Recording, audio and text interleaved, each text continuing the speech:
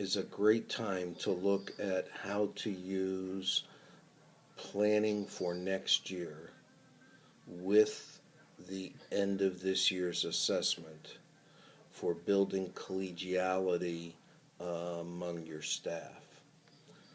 How do you engage next year's teacher and this year's teacher in looking at making decisions about the plans for student success the following year?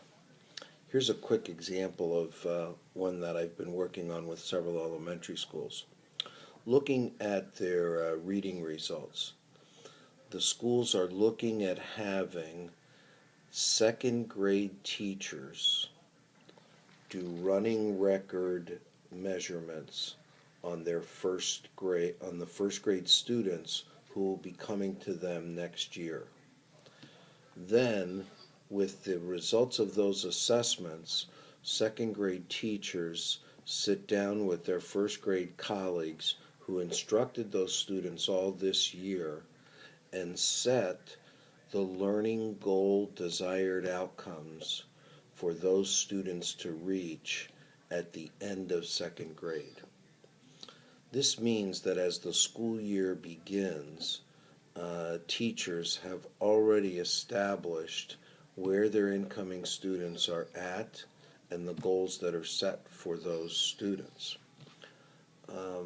It encourages teachers to be working with last year's teachers for assistance in achieving those goals because last year's teachers were part of setting the goals. In one of the schools where we worked on this, we also added a team building piece that said, as the new school year starts, there will be some new entering students. How will the school work as a team to create an opportunity to free up some teachers who immediately provide the assessments on those new incoming students so that they can quickly be engaged in the instructional process of the school. I believe that kind of goal setting across the grades greatly helps to build the sense of team across the entire school.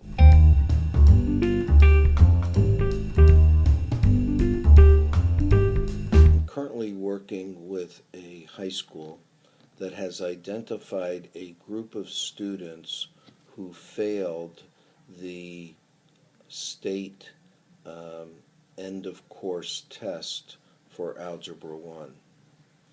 What we're looking at doing is having the entire math department meet as a team, examine the students who failed, who will be attending summer school.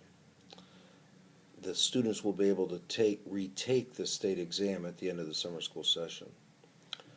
We're looking to identify which of the students, based on their current status, do we believe can use the summer school program to pass the assessment.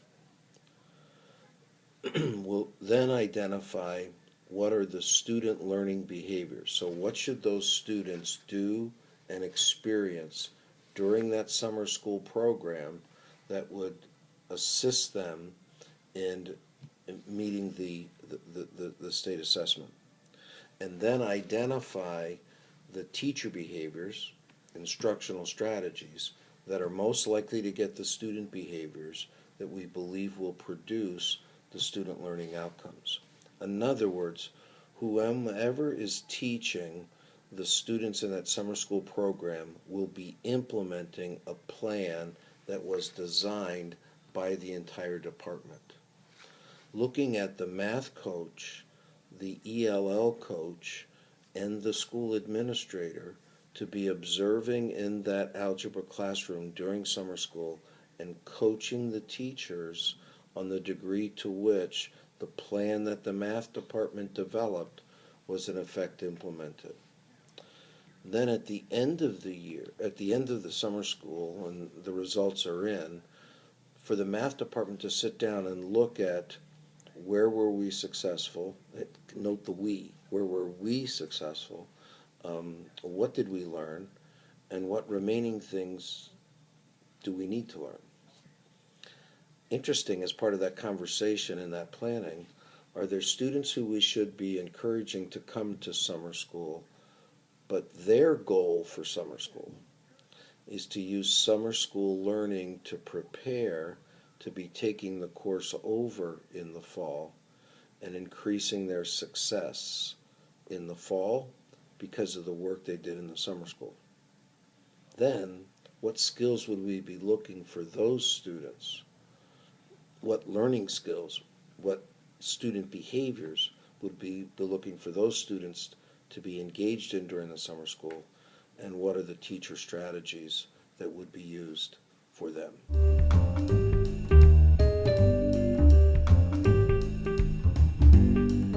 As the school year comes to an end, it's a great opportunity for 8th grade teachers as a group to meet and identify students who they feel will be at risk of being successful as high school freshmen.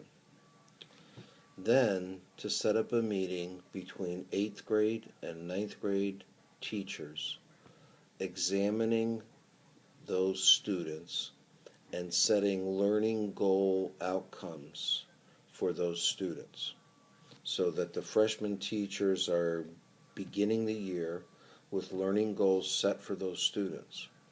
Working together, identify the student learning behaviors. What do those students need to be doing and experiencing in that first quarter of their high school experience that will increase the likelihood of them being successful? And what are the teacher behaviors, instructional strategies teachers would use to bring that about? Now consider that decision being made by 8th grade teachers and 9th grade teachers together, with the 9th grade teachers executing.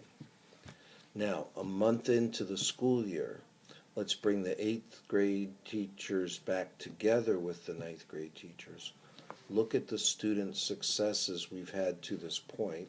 Look at the student struggles we've had to this point, and do that next level of planning for student and teacher behavior.